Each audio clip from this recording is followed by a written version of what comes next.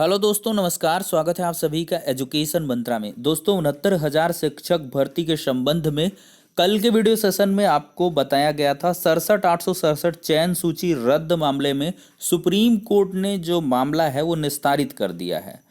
तो आज के वीडियो सेशन में आपको बताएंगे जो आदेश है वो सुप्रीम कोर्ट के ऑफिशियल वेबसाइट में अपलोड भी हो चुका है। इसका पुख्ता और सटीक विश्लेषण क्या है आप सभी तक उपलब्ध करवाया जाएगा। वीडियो को लाइक एंड शेयर कर दें और चैनल पर नए हैं तो सब्सक्राइब करके बेल आइकन को भी प्रेस कर दें। तो चलिए दोस्तों, वीडियो सेशन को स्टार्ट करते हैं और देखते हैं यहाँ पर क्या कुछ सुप्रीम कोर्ट का ऑर्डर है। यहाँ पर देखा जाए दोस्तों तो state of Uttar Pradesh and others, इसमें जो है विथ WPC थी ये, और इसमें honourable justice Uday Umesh Lalit, justice Hemant Gupta और जस्टिस S राविंद्र भट्ट जी की ट्रिपल बेंच में यह मामला सुना गया था।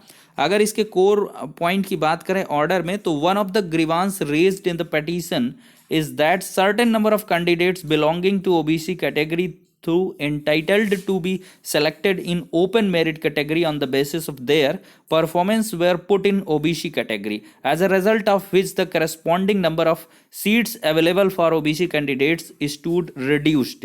यहाँ साफ साफ पेटिशनर्स का ये कहना था कि कुछ बहुत से ऐसे मेरिटोरियस स्टूडेंट्स जो OBC कैटेगरी के थे और उनको ओपन फाइट करना था और UR में जाना था, तो उनको OBC में रख के उनको सेलेक्ट किया गया है। तो ऐसा इसको इस वजह से समझिए कि मान लिया कोई आरक्षित वर्ग का अभ्यर्थी है और उसने UR अनरिजर्व के बराबर मार्क्स गेन किया है, तो पेटिशनर्स का कहना था कि इन अभ्यर्थियों को UR में ना फाइट करा के उनको OBC में ही रखा गया, जिससे क्या हुआ है कि OBC कैंडिडेट्स की जो अवेलेबल सीट्स थी वो रिड्यूस्ड हो गई हैं, कम हो गई हैं। However, no details are given in the petition to support such submissions। हालांकि सुप्रीम कोर्ट का कहना है कि कोई भी ऐसी डिटेल पेटिशन के सपोर्ट में सबमिट नहीं की गई। सेकेंडली, क्या कहती है supreme court? These petitions were filed on 29/10/2020 and 28/10/2020। यहाँ पे थोड़ा सा ब्लर है, यानी कि ये जो पेटिशन है 29/10/2020 को या 28-29 के बाद फाइल की गई। Even before the decision was rendered by this court in Ram Sharan Maurya and others versus state of Uttar Pradesh. तो इसमें साफ साफ सुप्रीम कोर्ट ने कहा कि राम शरण मौर्य का जो जजमेंट है वो फाइनली आ चुका था और इसके बाद से ये पिटीशन फाइल की गई सुप्रीम कोर्ट में। In the circumstances it is difficult to entertain these petitions in the absence of any clear and cogent material. We therefore refuse to entertain these petitions. तो सुप्रीम कोर्ट ने साफ तौर पर साक्ष्यों के अभाव में पूरी तरीके से क्लियर कर दिया कि हम इस मैटर को नहीं सुन सकते हैं। एनी क्लियर और कोई मटेरियल ही नहीं क्लियर कट है, बस दावा किया गया है, उसके मतलब क्या कह रहे हैं, सपोर्ट में कोई आप डॉक्यूमेंट्स नहीं ले आ पा रहे हैं। तो इस वजह से, और हमने पिटीशन को पहले ही फाइनलाइज कर दिया, फिर इसके बाद आप दावा कर रहे हैं, तो ऐसे में क्या हुआ, याचिका को इन्होंने डिस्पोज ऑफ कर दिया, निस्तारित कर दिया गया है। Pending application if any shall stand disposed of. जो भी पेंडिंग पिटीशंस हैं वो भी इसी तरीके से निस्तारित कर दी गई।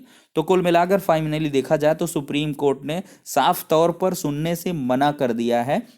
दो यहाँ पर रीजन हुए कि जो फैक्ट्स प्रोवाइड किए जा रहे हैं, जो दावा किए जा रहे हैं, उनके रिगार्डिंग कोई प्रूफ नहीं है, और दूसरा कि ये जो याचिकाएं हैं सुप्रीम कोर्ट से ऑलरेडी ऑर्डर आ जाने के बाद फाइल की गई हैं। तो इन जो वीक सेगमेंट्स को लेकर सुप्रीम कोर्ट ने याचिका निस्तारित कर दी है। कुल मिलाकर सुप्रीम कोर्ट से वापसी हो चुकी है कैंडिडेट्स की। ये MRC से जुड़ा हुआ मामला था और 67,867 चयन सूची को रद्द करने से संबंधित इसमें डिमांड की गई थी।